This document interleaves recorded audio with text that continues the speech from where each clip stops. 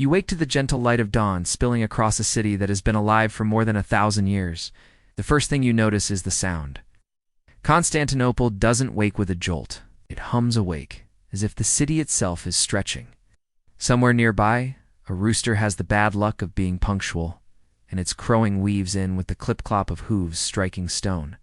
The streets echo in ways that make even the smallest sound seem grander than it is. The air is a layered mixture brined from the Bosporus fresh bread being pulled from clay ovens, and the faint sweetness of incense drifting from a chapel already holding its morning liturgy. If you listen closely, you can even catch the faint sound of bells, not clanging violently, but rolling gently through the neighborhoods, reminding everyone that yes, another day of imperial business is about to begin. The city doesn't let you sleep in. You rise and step into the day, moving among narrow alleys and broad squares. Mosaics glitter faintly, even in this soft light, catching every stray sunbeam like little pockets of trapped stars. Shopkeepers are arranging figs, olives, and bread on their stalls. Someone is already shouting a price in a voice that seems to have been trained on the art of carrying across crowds. You smell fried fish sizzling in pans, and you realize that in this place, breakfast and business are inseparable. But your gaze keeps returning to the palace hill, where the great palace stretches out like a labyrinth of marble and shadow. You know that within those walls lives not only the emperor, but a host of figures whose lives can't quite match the neat categories you'd expect. Among them are the eunuchs, men altered in body, but strangely central in power. They are at once unsettling and fascinating, much like the empire itself. As you move closer to the palace district, you notice their presence.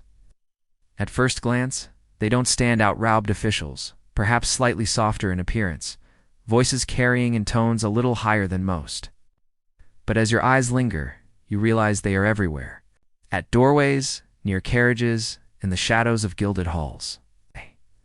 Always close, never quite in the foreground, yet woven into the fabric of court life. You begin to see how the city views them with both awe and discomfort. A fruit seller nods respectfully as a eunuch passes, though you can tell the gesture is stiff, not warm. Children point and whisper. Some laugh, some simply stare. It is the kind of attention you attract when you live permanently outside the usual script of human life, and yet somehow have more authority than most ordinary citizens could dream of. And what authority it is. These men, though cut off from the continuation of family lines, hold the keys to chambers where decisions about war and peace are whispered. They are trusted in spaces that other men are barred from guarding imperial bedrooms. Advising in strategy, counting coins that slip through the empire's restless hands. There is something paradoxical about it. They are both diminished and exalted, mocked on the street, yet indispensable in the palace. You linger in a square just outside Hagia Sophia, the great church looming like a ship of stone. Its dome floats above you, impossibly wide, a golden eye open to heaven. You wonder how many eunuchs have stood here, their duties pulling them into sacred spaces as often as political ones. For in this city, faith and power are never separate, and a eunuch could be both a custodian of relics and a broker of alliances. A man entrusted with scripture one moment and a royal decree the next. The streets grow busier.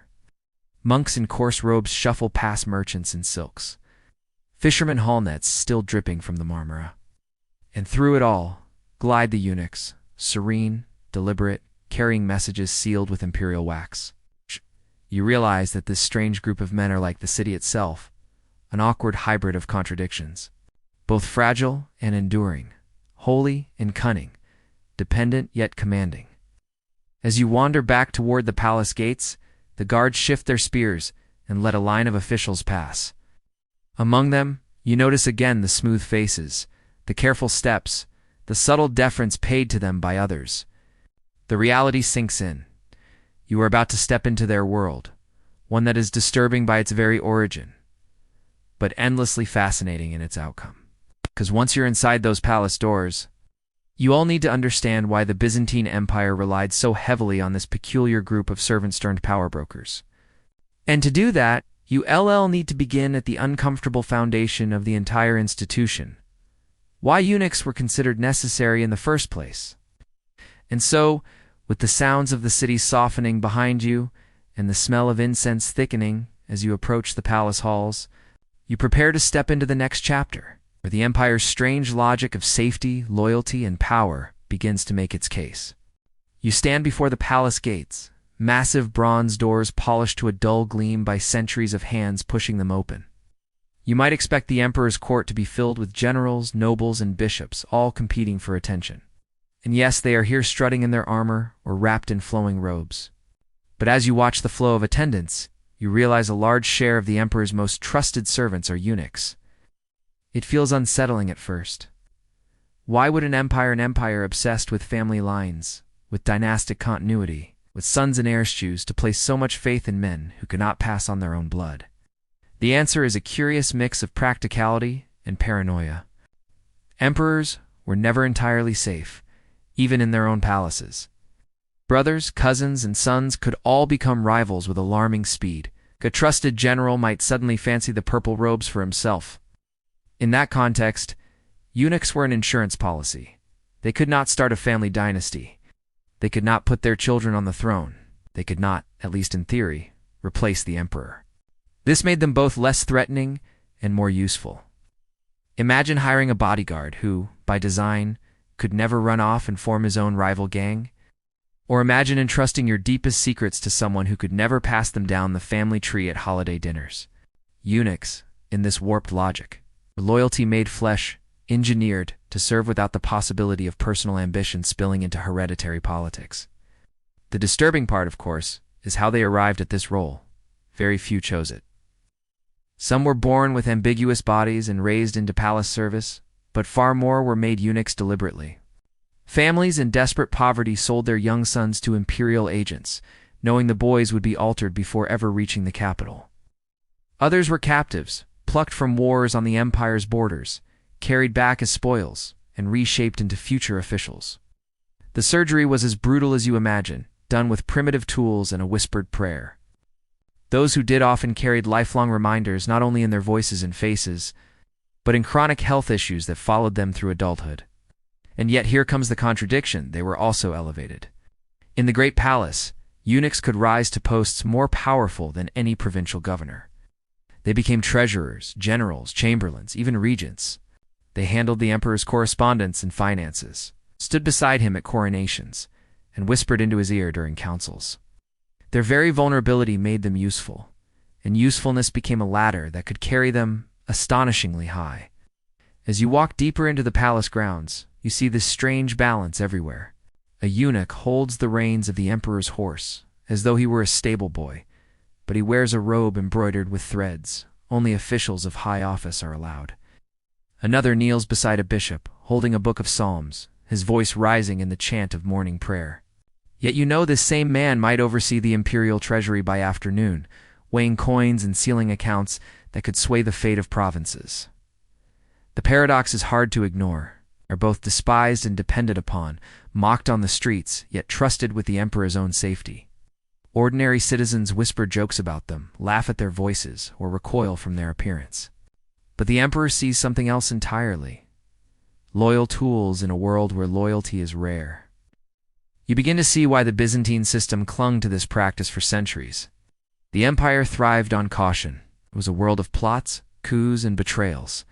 Every relative might become a usurper. Every ally might transform into a rival. And so in the logic of Byzantine politics, the mutilation of a few became the security of the many, at least, the many who mattered most. It is disturbing, yes, but also strangely logical if you allow yourself to inhabit their mindset.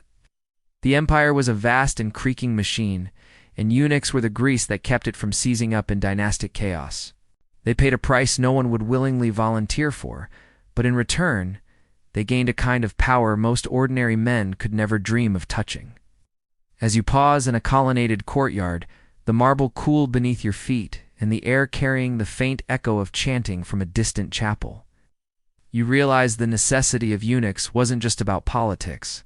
It was also about control of the emperor's household, his secrets, even his body, which leads inevitably to the next, quieter and darker question. How exactly was this necessity carried out? How did boys become eunuchs in the first place? And with that uneasy thought lingering in your mind, you step toward the shadowed corridors where sharp knives and whispered prayers once determined fates. The next chapter will not be comfortable. You move deeper into the palace grounds, away from the glittering mosaics and open courtyards, into quieter halls where the echoes seem to shrink. Here the air feels heavier, not just from the smoke of oil lamps, but from the memories held in these walls. If Chapter 2 showed you why eunuchs were considered necessary, now you're faced with the darker truth, how someone became one. There's no easy way to wrap this in silk. The act itself was stark, brutal, and carried out long before modern medicine offered even the faintest kindness. There were no antiseptic tools, no neat little anesthetic masks, no clean bandages waiting on sterile trays. Instead, there was a blade, sometimes a heated knife, sometimes a sharp piece of glass, occasionally a surgeon who at least knew enough to move quickly. A boy, barely more than a child, would be held down, prayers muttered overhead, and then it would be done. If he survived the pain, the bleeding, and the fever that often followed, his new life awaited. Many never made it past that moment. Those who did survive carried the marks not only on their bodies, but in their voices, their faces, even their bones. Their voices often remained high, the kind of pitch that carried clearly in a chapel choir, but earned mockery in the streets. Their skin stayed smooth and beardless, their faces sometimes almost childlike even into middle age. Bodies altered before puberty took on different proportions, softer features, broader hips, sometimes a strange lightness that made them stand out in any crowd. You don't need a chronicler to point them out. You would recognize one as soon as he passed you in a hallway. And yet, here's where the contradiction deepens. That same voice, mocked by some, was prized by choirmasters. Eunuchs could sing with an ethereal clarity that filled domes like Hagia Sophia with sounds that felt half human, half angelic. Their smooth faces and beardless chins made them appear harmless, which was convenient when they were tasked with guarding the emperor's wife or daughters. And the emperor himself, surrounded by brothers and cousins who might one day stab him in his sleep, saw in these altered men something rare.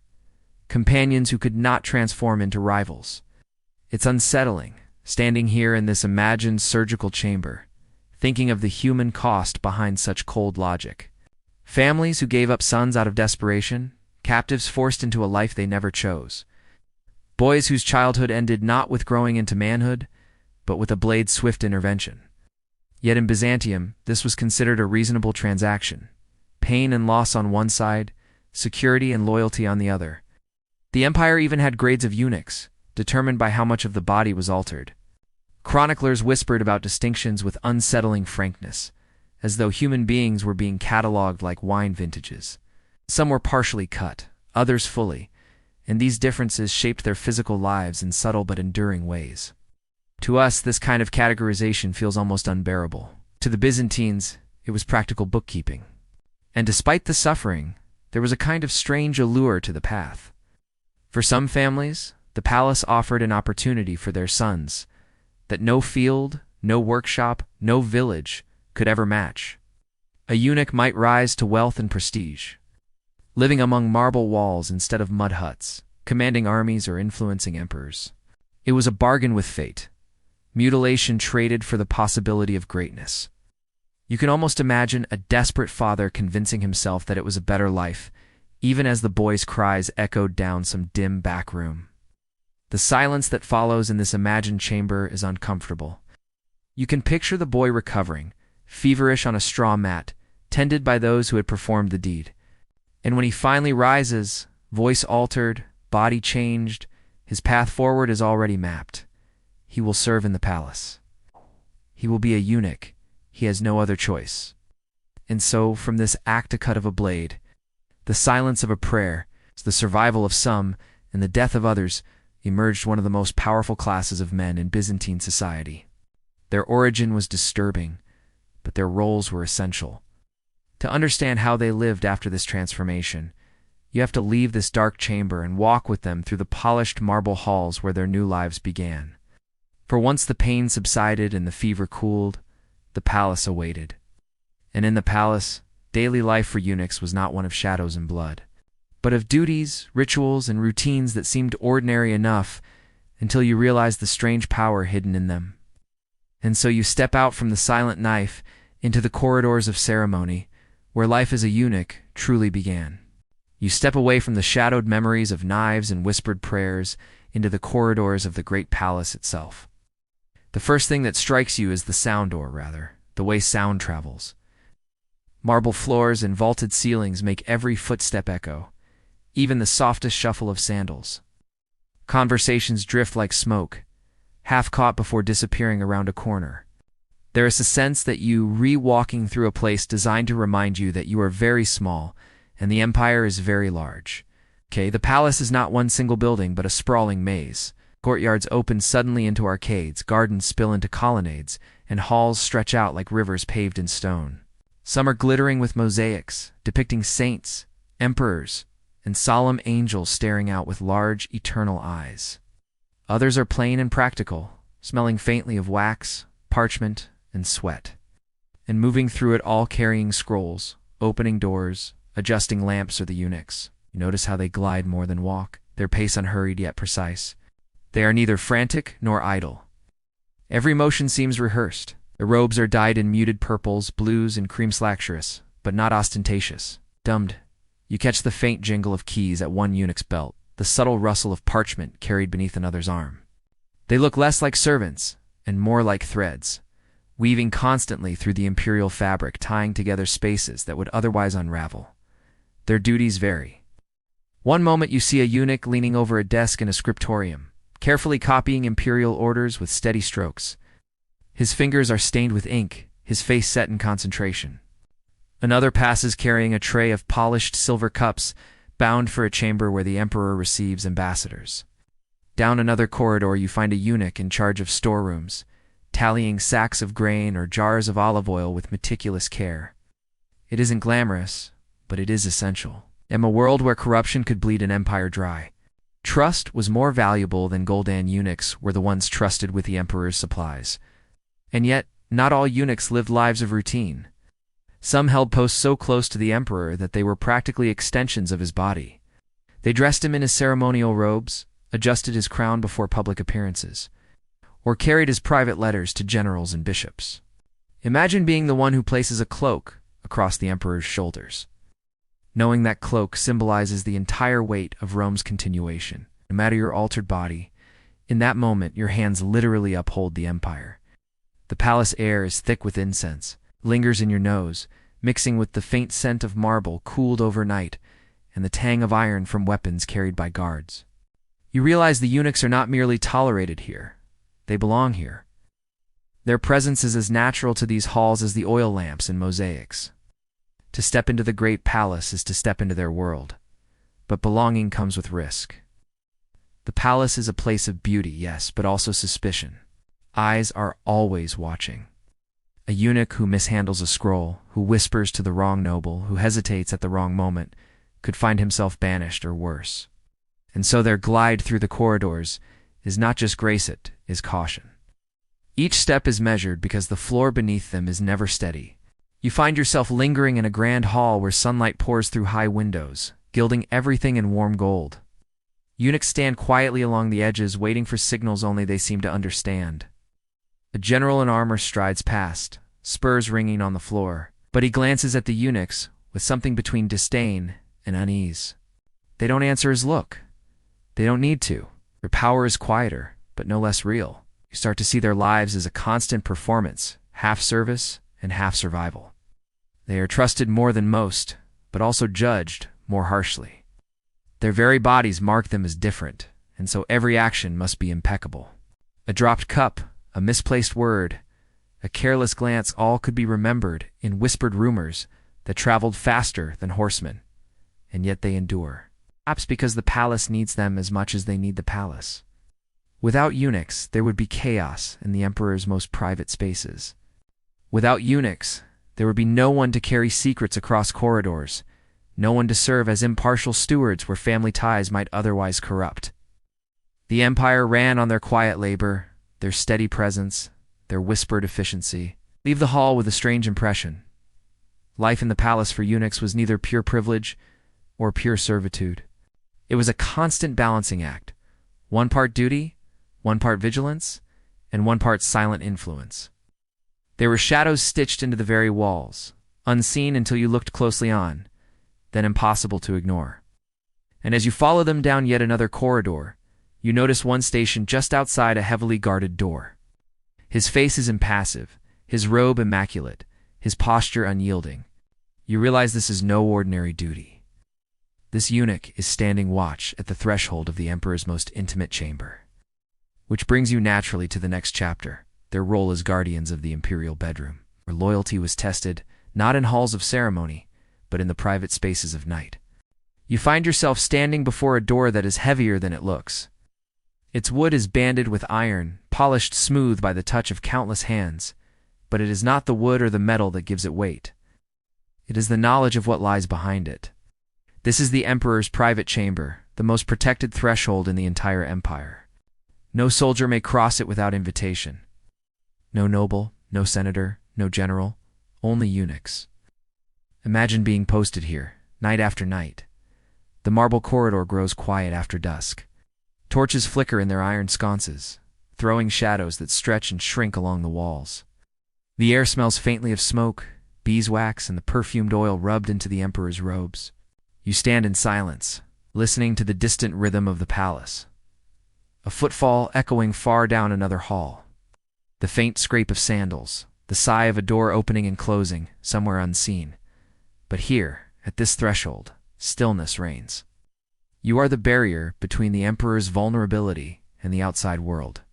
It's worth considering just how vulnerable the emperor is once he steps across this threshold.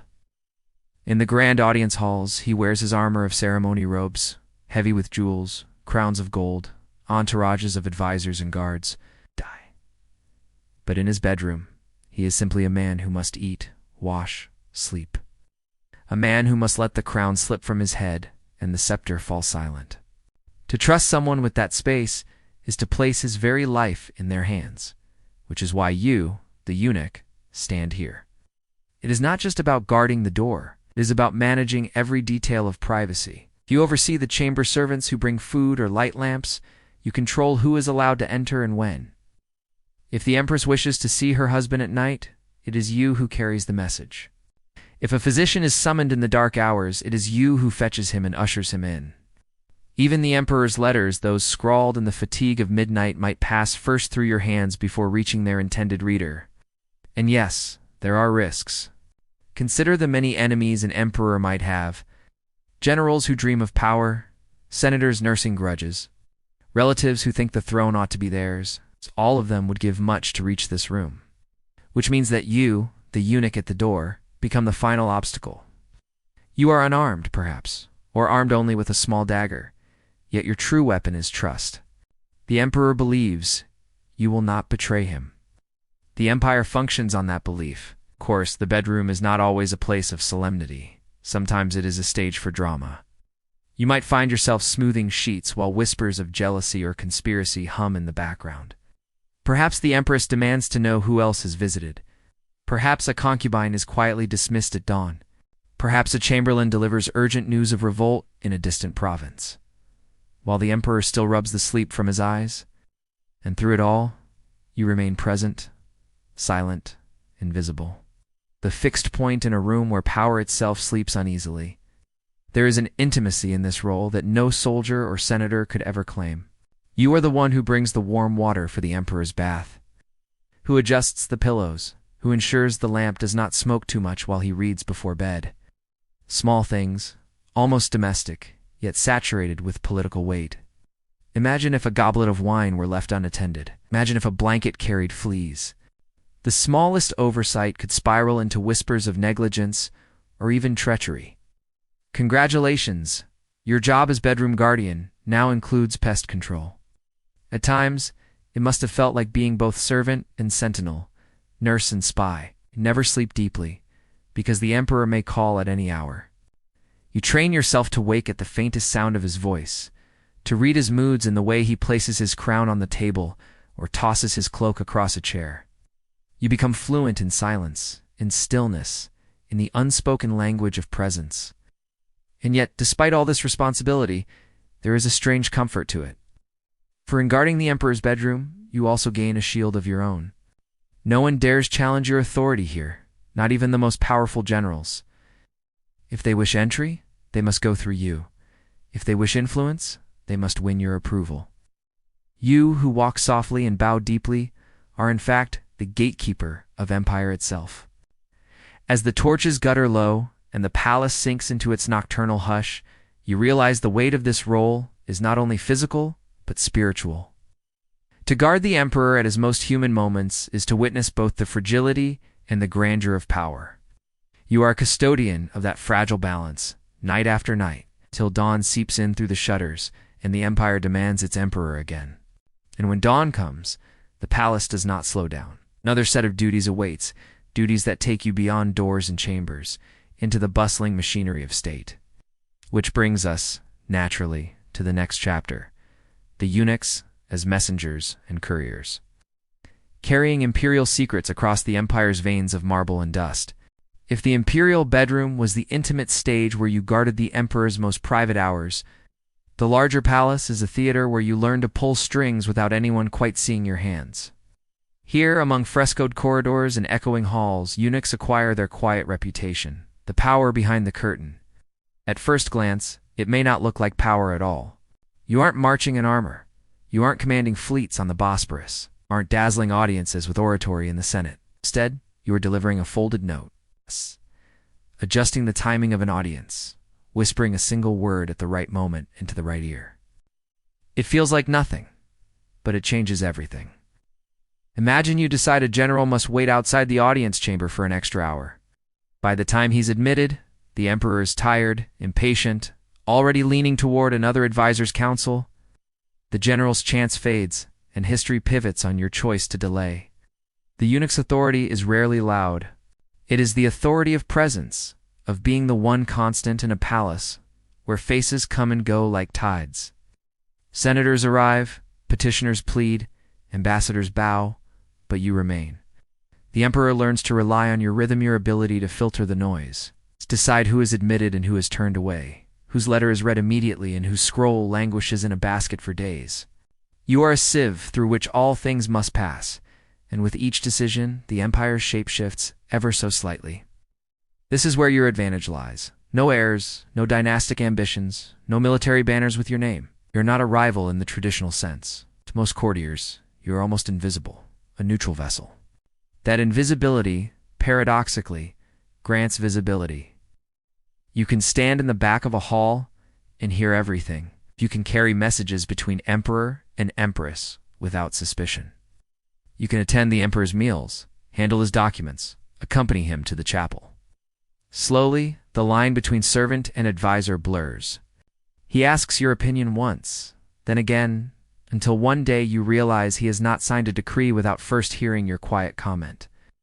But of course, this closeness breeds resentment. Generals grumble that the fate of campaigns is decided by chambermen. Wouldn't he know a battlefield if it marched up the hall? Senators whisper about palace mice, who gnawed the empire's substance from within. Some go further, spinning rumors that eunuchs enchant the emperor with foreign perfumes or sinister arts. The truth is less dramatic, though no less potent. You simply outlast them. When a general rides to the frontier, you are still in the palace. When a senator's term ends, you are still here. You are the permanent furniture of power, as much a fixture as the throne itself. Think of it as living within layers of curtains. In the outer chamber, the empire sees its emperor. There in the next, senators and generals murmur. Behind another, the empress, the patriarch, perhaps a trusted advisor or two. Diam. And behind all those curtains stands you almost unseen, yet arranging the folds. A small decision here, a delayed message there. Quiet reminder whispered at midnight. Tanned history bends in directions few realize were nudged by your hand. The irony is that while others hunger for power, you often acquire it by pretending not to seek it. Bow lower, you speak less, you look as though you are merely doing your duty. But within that posture lies the sharpest form of influence, the ability to steer without appearing to grasp the wheel. If power in Byzantium is a stage play, you are both stagehand and director, tugging ropes and shifting scenery while the actors strut and shout. And so you learn the art of balance. Push too far, and jealous eyes turn toward you. Treat too much, and you lose your footing. The sweet spot is subtle. Never the loudest voice, always the nearest presence. By maintaining that position, you ensure that when decrees are drafted, marriages arranged, wars declared, your fingerprints are always faintly there even, if no one outside the palace ever knows. As the years pass, you realize something curious. Emperors may rise and fall, but you remain a thread stitching one reign to the next.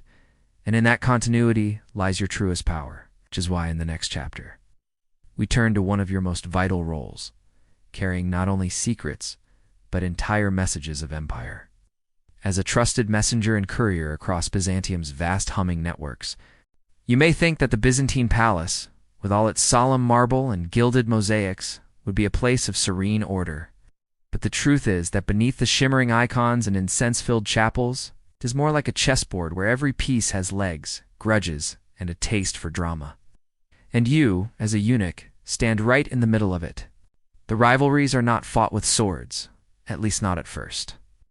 They are fought with glances across a banquet table, with whispers tucked into the folds of a robe, with the careful timing of when someone is announced to the emperor. The court is a hive of factions, generals hungry for recognition, noble families jockeying for influence, bishops defending their theological turf. Each believes themselves indispensable. Each convinced the emperor would rule more wisely if only he listened exclusively to them. You, stationed so close to the imperial ear, become both target and prize in their games? Picture it. One noble sidles up, praising your loyalty to the emperor, slipping you a discreet gift, perhaps a carved ivory comb, perhaps a pouch of foreign spices. Another takes the opposite approach, warning you not to trust the first, whispering tales of their corruption. You nod politely, tucking every word away. Congratulations. You now know more palace secrets than a modern group chat admin. And unlike a group chat, there is no mute button. Your task is not only to survive these rivalries, but to navigate them with the grace of a dancer stepping between blades.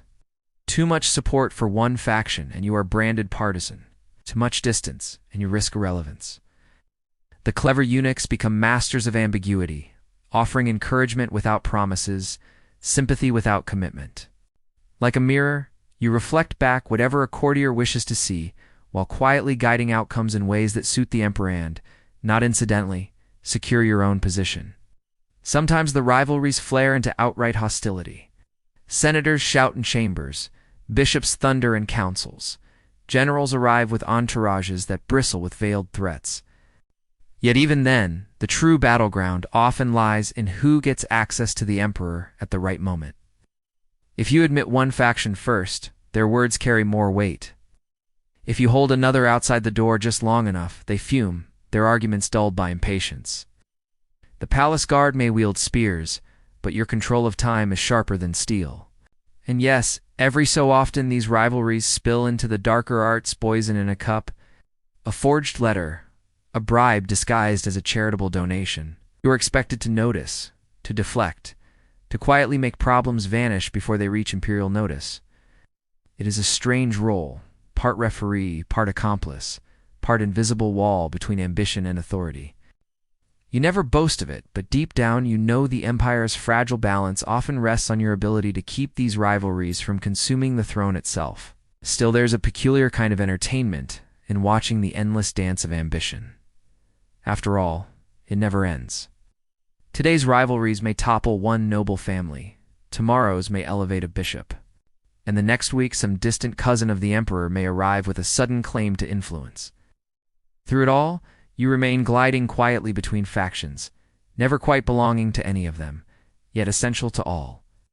And as you move through these intrigues, you start to notice that your role is not only to keep rivals at bay, but to deliver their messages, to carry secrets they dare not entrust to anyone else. Which leads us naturally into your next duty. Stepping beyond the palace walls and into the roads of empire, you serve as a courier of information, the veins and arteries through which Byzantium breathes. For all the hours you spend in marble halls and candlelit chambers, there comes a time when you step back into your own quarters. A space far smaller, humbler, and mercifully quieter. Imagine it. A narrow cell tucked away in a wing of the palace, its walls lime-washed and bare, its window little more than a slit that lets in a rectangle of sky. Your bed is simpler, wooden frame with straw mattress, perhaps a thin wool blanket if the season allows. Compared to the emperor's opulent chamber, it is stark, but in its own way, it is yours. Here the weight of power softens, and you remember you are not just a function, but a person. The private world of a eunuch is often described by outsiders as barren, but that's not quite true. Yes, family in the traditional sense, wife, children, heirs remains out of reach. But instead you weave a different sort of family.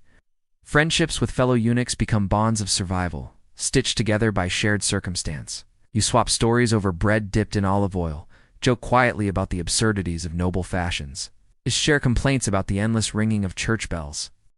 The camaraderie is subtle, built on the understanding that none of you quite fit the wider society. Yet within these narrow walls, you fit together. There is also the inner life, which often grows richer precisely because the outer one is constrained. Without heirs to scheme for or estates to expand, you find yourself drawn toward study. Perhaps you pore over parchment scrolls in the dim light of an oil lamp, tracing the looping Greek letters with a finger as you learn theology or philosophy. Perhaps you practice calligraphy, smoothing each letter into an art form. Or perhaps, after long days of whispers and politics, you simply enjoy the meditative act of polishing a bronze lamp or folding linen just so.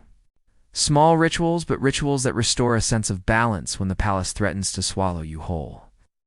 And then there is the question of faith. Many eunuchs leaned heavily into the spiritual world, not only because Byzantium itself was saturated with religion, but because faith offered a language for explaining the strange in-betweenness of your life. Priests might preach about purity or sacrifice, and in those words, you might find echoes of your own condition.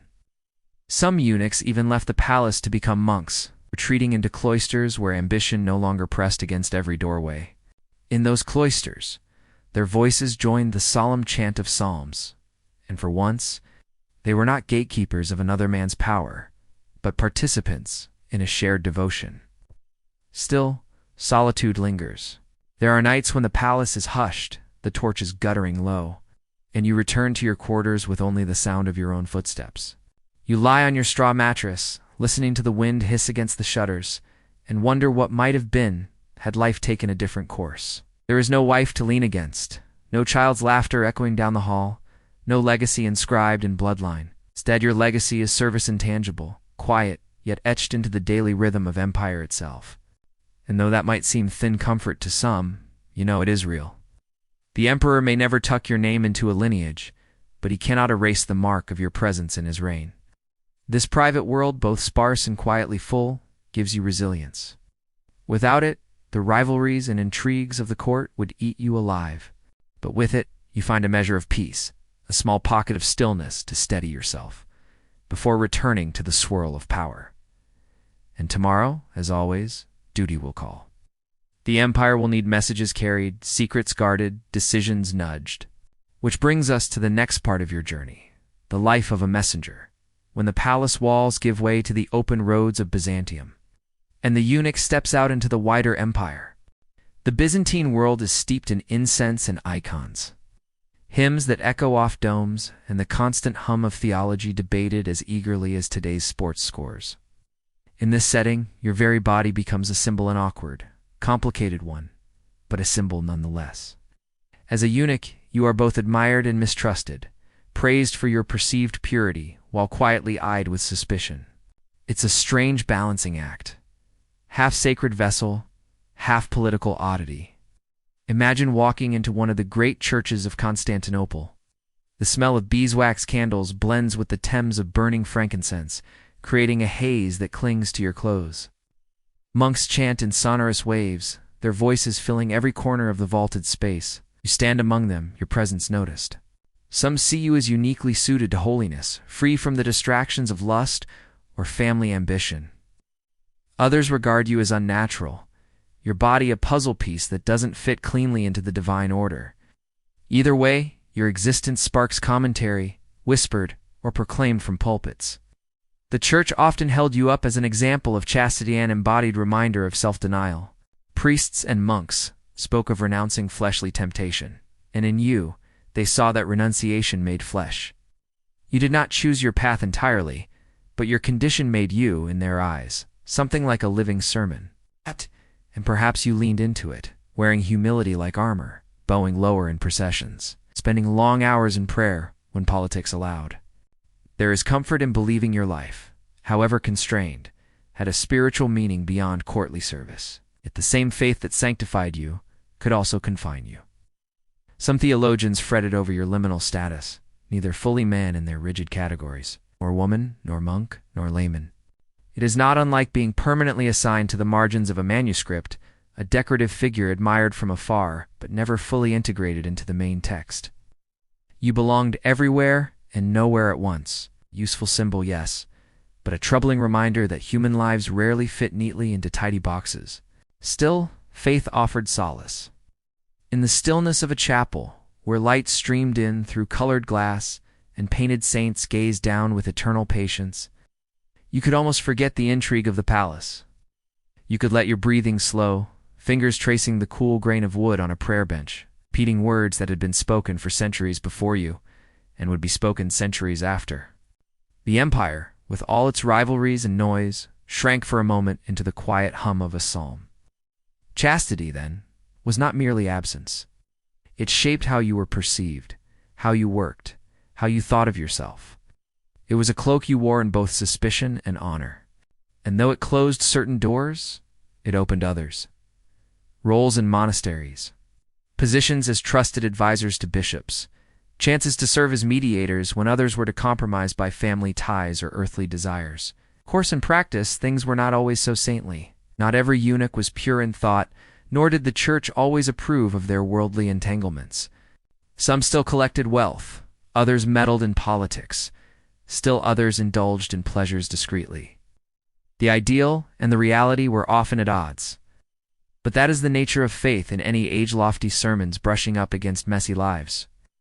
And so, you lived within this paradox, praised for chastity, doubted for difference, trusted for purity, accused of scheming. It was never simple. But it gave your life a rhythm beyond palace duty, a sense of being part of something larger than intrigue. And it is that intertwining of sacred and worldly that leads naturally into the next chapter, where your feet leave the marble floors of the palace and carry you out into the empire's roads as a messenger entrusted with the lifeblood of Byzantine communication. War in Byzantium is less a rare eruption than a recurring season. Like spring or autumn only, with fewer flowers and more iron, the empire always seems to be defending one border or another, against Bulgars in the north, Persians in the east, Arabs sweeping across the deserts, or ambitious Latin crusaders who were supposed to be allies. And where there is war, there are eunuchs. It's not always wielding swords, but always present, because even battlefields need their careful hands and quiet authority. Picture yourself at the edge of a campaign. The camp stretches across a plain, a small city of tents rising from the dust. Fire smoke as soldiers boil their meager stews. Horses snort in the night air, stamping against the cold. You walk between the rows, not clad in armor, but in the robes of an imperial servant. Men look up as you pass. Some sneer what use is a eunuch here, far from the silken halls of Constantinople. Yet others nod with respect, knowing you carry the emperor's seal, his orders, his voice. You're not here to lead the cavalry charge. Your role is subtler, though no less dangerous. You deliver sealed messages from the capital, instructions that might change the course of a campaign. You watch the generals, listening as they argue over whether to cross a river now or wait until spring. You observe which captains grumble too loudly, which soldiers whisper too fondly of rebellion. And when you report back, your words shape not only the emperor's opinion of his commanders, but sometimes their very fates. A misplaced phrase could condemn a man. A generous description could save him. Your pen becomes sharper than any sword. Yet eunuchs did sometimes command armies outright. Surprising, perhaps, for men thought unfit for the masculine theater of war. But the logic was straightforward. Without heirs, you were seen as loyal, unlikely to seize the throne for yourself. And so a few eunuchs rose to the rank of general, leading men into battle with banners unfurled. Imagine the scene, the clash of shields, the earth trembling beneath the cavalry, and you, guiding troops with calm calculation rather than bloodlust. To some soldiers, your presence was unnerving an inversion of what they thought a warrior should be. But to the emperor, it was reassuring. A commander loyal not to his own dynasty, but to the throne itself. Still, the battlefield was never a comfortable arena. He had to balance the raw brutality of war with the careful, almost domestic skills learned in the palace. Where others saw supply trains, you saw fragile lifelines of grain and oil that had to be timed like a banquet for thousands. Where others counted victories, you counted letters reports sent back to the capital, assuring the emperor's mind was never far from the front. Even in war, your strength was not muscle but presence, patience, the ability to endure and to notice what others overlooked. There is irony here. In the palace, you are mocked for being too close to the emperor, for whispering in chambers instead of shouting in councils. On the battlefield, you are doubted for being too delicate, a creature of incense and silk. And yet in both places, you outlast them. Soldiers fall, generals are recalled, but you continue carrying the empire's heartbeat from tent to throne. War, then, was not a contradiction of your role, but an extension of it. You were always a guardian, whether of doors, of secrets, or of imperial will. And sometimes that meant standing by the emperor's bedside, and sometimes it meant standing on a hill, watching banners ripple in the wind, knowing the empire's fate was being decided below. And once the battles were fought and the dust settled, another duty awaited, smoothing over the aftermath, negotiating with victors and vanquished alike. Which brings us into the next chapter, where diplomacy takes the stage. And eunuchs step forward as the empire's quiet negotiators and go-betweens. Every court has its favorites, those figures who seem to orbit closer to the sun than anyone else, glowing a little brighter because of their proximity. In Byzantium, where emperors reigned surrounded by marble, gold, and endless intrigue, eunuchs often became these favorites. You might not wear a general's armor or a noble's jeweled cloak, but your constancy, your lack of airs, and your physical nearness to the emperor made you uniquely positioned to slip into this coveted though precarious role. Imagine the daily rhythm of life beside the emperor. You are there when he first wakes, grumbling at the stiffness of his back after sleeping on mattresses stuffed with down and, inevitably, the odd feather that insists on poking through. You are there when he eats, when he dresses, when he consults with advisors. You know his moods better than anyone else. The way his brow furrows when he is about to dismiss a petition, the way his shoulders relax after a joke has actually landed. In this closeness, affection grows, though affection in Byzantium is rarely free from calculation. The emperor begins to rely on you not merely for service, but for companionship.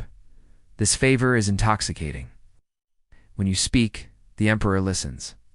When you suggest a candidate for promotion, he considers it seriously. A senator might deliver a grand oration, only to find his words undermined by your gentle murmur later in the corridor. Other courtiers quickly learn to seek your good graces. You find yourself collecting gifts, fine textiles, exotic fruits, clever mechanical toys from distant lands. Some flatter you shamelessly. Others grumble that the empire is ruled by palace shadows. You smile politely, saying little while quietly enjoying the fact that their resentment only confirms your influence. But favoritism in the Byzantine court is as sharp-edged as the mosaics glittering above its chapels. What the emperor gives in affection, he can withdraw in suspicion. Favorites have risen high, only to fall abruptly when accused of overreaching or treachery. To be favored is to walk on polished marble, smooth, gleaming, but always with the chance of slipping. You learn to balance carefully, to accept the perks without flaunting them, to speak often but not too boldly, to steer gently rather than seize the reins. A favorite who looks too eager to rule in place of the emperor soon finds himself dismissed or worse. Yet some eunuchs thrived in this delicate role. They used their status not just for personal enrichment, but to shape policy, to support monasteries, to commission art, to push for reforms that otherwise might have languished. Others wielded favor more cynically, building networks of patronage, ensuring their friends and allies advanced while rivals stalled. Still others simply enjoyed the rare sensation of being, for once, the person who did not have to bow quite so low. There is a paradox here. As a eunuch, you are forever marked as incomplete in the eyes of society. Yet in the imperial palace, you may find yourself more complete than most trusted, listened to, leaned upon. Now, the emperor himself may call you brother, even friend. It is a closeness most nobles can only dream of, and one that gives your life a sense of meaning that neither battlefield glory nor family legacy could ever provide. Still, favoritism breeds enemies as quickly as it breeds influence. For every senator who smiles at you, another mutters in envy. For every general who defers politely, another sharpens his resentment. And so, to survive as a favorite, you must cultivate discretion as an art form, wrapping yourself in modesty like a cloak, while quietly enjoying the warmth of proximity to power. But favoritism was never confined to the emperor alone. Empresses, princes, and princesses had their own circles, and eunuchs often slipped into these as well, serving as confidants, protectors, and sometimes pawns. Which brings us, naturally, to the next chapter, the entanglements with imperial women, where the eunuch's role became even more delicate, balancing between loyalty, intimacy, and the dangerous currents of rumor. Scandal is as natural to a palace as dust is to a library it accumulates, no matter how often you sweep.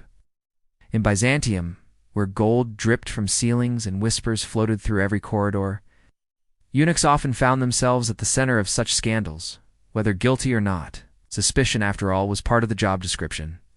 Picture yourself walking through the marble halls, torchlight flickering on polished columns.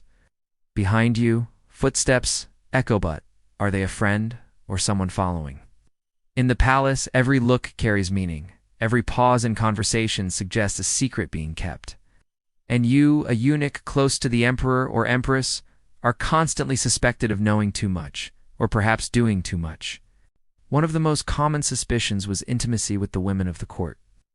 Eunuchs were placed in the women's quarters precisely because they were seen as safe. Yet gossip has never cared much for logic. You might simply deliver a tray of fruit to the empress, or carry a letter to a princess, and already whispers spark. Perhaps you lingered too long. Perhaps your voice was too gentle. Perhaps your presence itself was suspicious. The irony is almost laughably, are chosen for chastity, yet condemned for proximity. Other scandals were political. To be close to the emperor was to be accused of manipulating him. If the ruler makes an unpopular decision, who is blamed? Not the emperor himself, at least not at first.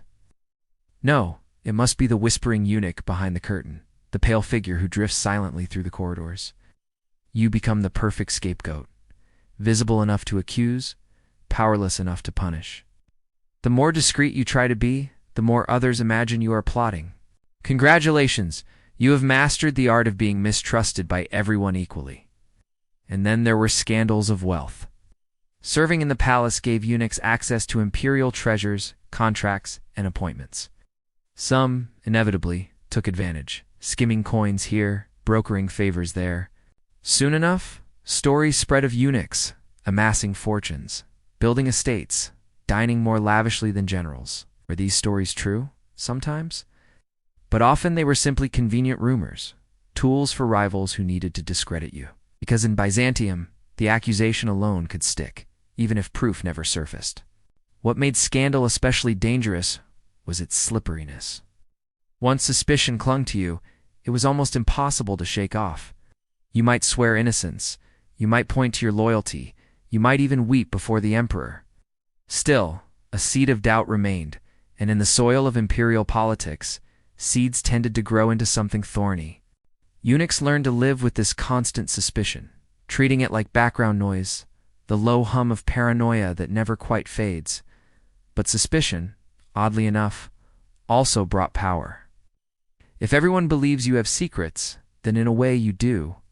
Fear of your influence becomes influence itself. People lower their voices when you walk past.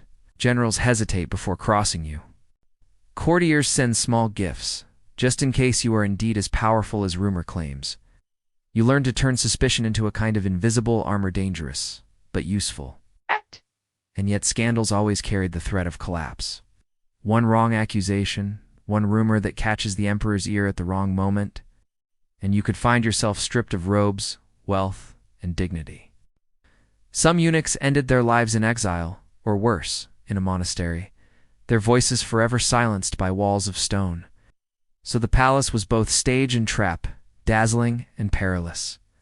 To move through it as a eunuch was to balance endlessly between trust and suspicion, loyalty and accusation. Every glance was loaded, every word recorded, every silence noticed. And from this world of suspicion, it is only a small step into the quieter realm of reflection, where the eunuch turns inward toward private thoughts, small comforts, and the fragile sense of self hidden behind public masks. That leads us into the next chapter: solitude, memory, and the secret interior life that few outsiders ever glimpsed. Wealth is a curious thing in Byzantium. Gold coins ring with a metallic certainty, yet their power flows in unpredictable currents, much like the Bosporus just outside the city walls. You, a eunuch in the palace, find yourself holding wealth in ways that surprise even you. It is not inherited wealth. There are no children to pass it to, no dynasties to build. Instead, it is wealth gathered through service, through access, through the subtle privileges of standing close to imperial power. Imagine walking through the treasury, its vaulted chambers echoing with the clink of coin-filled chests. You don't own the gold stacked before you, not officially. Yet you control who touches it, who borrows it, who has to wait nervously for your approval. Power, in this sense, feels like invisible wealth. You cannot spend it directly, but it bends the world around you. Still, real coins do accumulate. Eunuchs were paid handsomely for their loyalty, and even more handsomely for their discretion. Bribes disguised as gifts slipped into your hands, regularly jewels in velvet bags, carved icons, bolts of silk. To refuse too many of these would make you look ungrateful. To accept too many would make you look greedy. The dance of appearances was constant. Because you could not pass wealth down to children, you invested differently. Estates outside Constantinople, villas by the sea, lavish monasteries that would remember your name in prayer. Some eunuchs funded hospitals, libraries, or chapels, leaving behind traces more durable than a family line. Others enjoyed their riches in the moment: fine robes embroidered with golden thread, elaborate banquets, heavy with honey cakes and spiced wine, peacocks roasted whole just to make an impression. If your life was to be remembered through rumor, why not give them something spectacular to whisper about? Still, wealth in eunuch hands was always suspicious. To the outside world, you were not supposed to own so much. Wealth was meant for soldiers, for noble families, for dynasties that stretched into the future. A eunuch with a fortune was an oddity, a riddle. Wealth without heirs, power without lineage. People gossiped. What will he do with it? Who is he really serving? And sometimes they decided to answer those questions for you by confiscating your riches the moment you fell from favor. What is amassed quickly in the palace could vanish even faster, swept away in a single decree. And yet, wealth gave eunuchs a freedom others lacked. You could fund a monastery and retire in comfort. You could protect allies with generous donations. You could commission art, or even tilt politics with well-placed donations. Strange, isn't it? Cut off from traditional family ties, you ended up weaving a web of influence with gold instead of blood. It was wealth in unusual hands, reshaping the empire's story in quiet ways. But wealth also drew rivals, those who envied your silk robes and your jeweled rings. Envy, after all, is the twin of suspicion, and where envy lurks, rivalries sharpen. And that takes us naturally into the next chapter: the tangled world of alliances, grudges, and rivalries that define palace life as much as the glitter of its treasures. Step outside the palace gates, past the guards with their spears, and you notice a shift in the air. Inside the palace, your presence as a eunuch is normal, even necessary. You are part of the furniture of power, the hinges on which court life swings. But once you step into the bustling streets of Constantinople, society's gaze feels different. Uneasy, suspicious, curious in ways that make you want to keep your hood pulled low. Ordinary citizens aren't sure what to make of you. To some, you're exotic, even fascinating. They see your fine robes, your measured walk, the way you carry yourself with the confidence of someone who dines with emperors. They whisper to each other that one must know secrets we'll never hear. To others, though, you are a walking contradiction, a man but not quite. Powerful yet lacking the markers of power: no sons, no wife, no family, to extend your reach into the future. Society is built on families. What place does someone like you have in it? There's a tension in every interaction. A market vendor might bow a little deeper, half in respect, half in fear. A priest might glance twice before offering a blessing, uncertain whether to see you as a holy ascetic or a troubling deviation from the natural order. Children, blunt as they always are, might stare outright, pointing or giggling, until a parent hushes them quickly. You exist in a space between categories, and people often mistrust what they cannot categorize. Religion added another layer to this unease. Some viewed eunuchs as closer to angels, beings unburdened by earthly lust. Others saw them as unnatural, a scar left by human interference with God's design.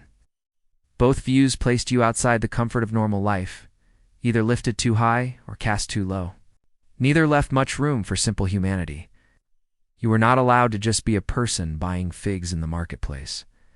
You were always symbol, always spectacle. And yet society's unease had its perks.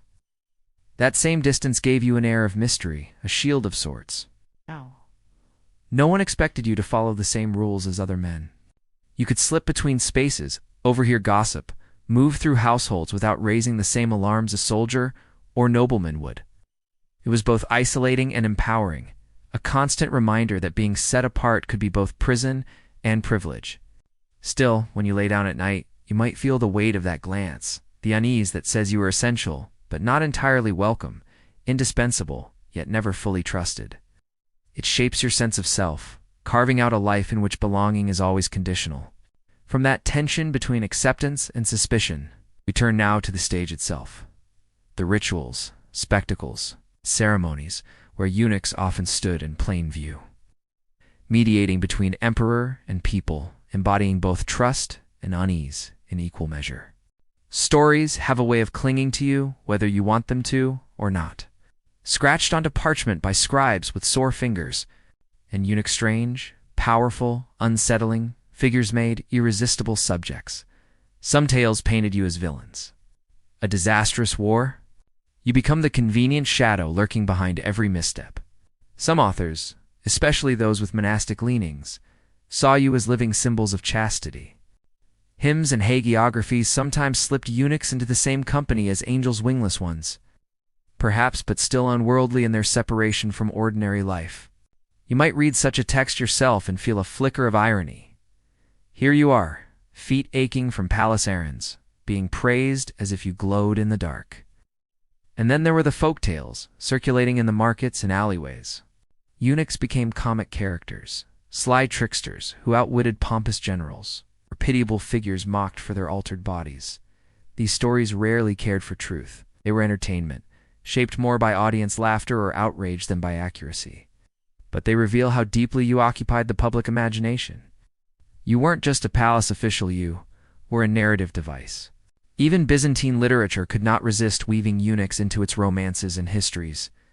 In courtly poems, they appeared as guardians of secrets or as obstacles in tales of forbidden love. In chronicles, they became shorthand for decadence, the proof that emperors surrounded themselves with unnatural creatures. In satires, they were punchlines, balancing on the knife edge between respect and ridicule. It is an odd feeling realizing that your life is both lived and written about, that your daily duties echo outwards as exaggerated legend. Your reality paperwork, ceremony, careful bows, dissolves into archetype. You are either angel or demon, never simply human. And yet stories are also a form of survival. Long after your footsteps fade from the palace corridors, your shadow lingers in chronicles, in sermons, in the tales whispered around the fire. From stories, however, we return to something more concrete, the daily rituals and ceremonies where legend and reality met. That is where we turn next. Legacies are rarely neat. They drift, they fracture, they reassemble themselves in ways no one could have predicted. The legacy of eunuchs in Byzantium is exactly this, a mixture of admiration, unease, resentment, and reluctant respect. You, walking through the echoing corridors of the great palace, probably never imagined that centuries later, people would still be debating what role you played. Yet here we are. On one hand, eunuchs left behind an unmistakable imprint on the empire. They shaped imperial policy, advised rulers, commanded armies, and guarded the most sacred chambers of Byzantine life. They were the quiet hands steadying the empire when others faltered. Often more consistent than fickle generals or ambitious aristocrats, to dismiss them as curiosities is to miss the reality. Eunuchs helped hold Byzantium together, not by accident, but by design, and mapers needed them precisely because they were seen as outside the normal currents of inheritance and ambition. But legacies are also shadows, and the shadow here is suspicion. For all their service, eunuchs became symbols of excess and decadence in later histories. Chroniclers, especially those writing after the empire's decline, often turned eunuchs into scapegoats. Too much luxury, too much intrigue, too many soft voices in place of hardened warriors. Was this true? Partly, perhaps, but it was also convenient. Blame the eunuchs, and you, Dante, have to admit that the empire was doomed by larger tides, shifting trade routes, relentless enemies, and the weight of centuries. Even so, their legacy endures in subtler ways. They challenge the idea that power must always flow through bloodlines, or that influence belongs only to those who fit society's strict categories. Eunuchs proved that identity, however constrained, could be reshaped into authority. They turned their supposed limitation into leverage. They had no sons, but they built monasteries, libraries, and hospitals. They had no dynasties, but they carved out networks of loyalty and memory. They were not supposed to be central to history, and yet history bends around them. And then there's the more personal legacy, the reminder that people can never be reduced to categories. Eunuchs were angels in some stories, villains in others, tricksters in still more. But behind each mask stood real people walking, laughing, worrying, balancing suspicion and duty, carrying trays of fruit, delivering messages, savoring a stolen, quiet moment at dusk. Their legacy is not just in politics or wealth, but in the quiet humanity that lingers when the legends fade. From the Byzantine corridors to the pages of chronicles, eunuchs left behind a world both disturbing and fascinating. Their presence unsettles neat divisions, making us reconsider what it means to belong, to hold power, to live at the edges of society yet shape its center. And in that sense, their legacy is not only Byzantine, it is universal. And with that, the corridors grow quiet. The torchlight dims. You can almost hear the hush of the Bosporus outside the palace walls, steady and eternal. The eunuchs have stepped into history's shadows, but their legacy's strange, uneasy. An enduring still flickers in the distance, like a candle refusing to go out. And so, the long arc of Byzantine eunuchs draws to a quiet close. You have walked through palace corridors lit by flickering oil lamps, felt the weight of suspicion on your shoulders, and heard the rustle of silk robes brushing against marble floors. You have stood both in shadow and in torchlight, both indispensable and mistrusted, both angel and villain, depending on who was telling the story. It is a strange place to live at the edge of society, and yet at the very heart of its power. Their world was filled with paradox. Eunuchs were guardians of chastity, yet accused of scandal. They were trusted with secrets too delicate for generals, yet blamed for every blunder. They held immense wealth, but could never build dynasties. They were immortalized in both hymns and satires, praised as saints or mocked as curiosities. And through it all, they persisted, quietly shaping the empire, their footsteps echoing in the background of history's grander scenes. If there is a lesson here, it may be this. Legacy often belongs not to those who fit neatly into categories, but to those who slip between them. The eunuchs remind us that humanity is not one shape or one story. It is resilience, invention, and the strange ability to carve a life even in circumstances that seem limiting. Their legacy is not just in the marble halls of Constantinople, but in the quiet truth that people are always more than the labels placed upon them. As you settle into rest now, you can let those labels drift away too. You are not just your duties, not just the roles others assign you. You are also the quiet observer, the hidden resilience, the small flicker of continuity in a world that changes. Like the Bosporus flowing steadily through the centuries, you endure, you adapt, you remain. So breathe deeply, feel the weight of blankets, and let the imagined palace fade into night. The scandals and suspicions can wait. The marble corridors grow silent. The candle gutters out. Benchley falls asleep. Good night.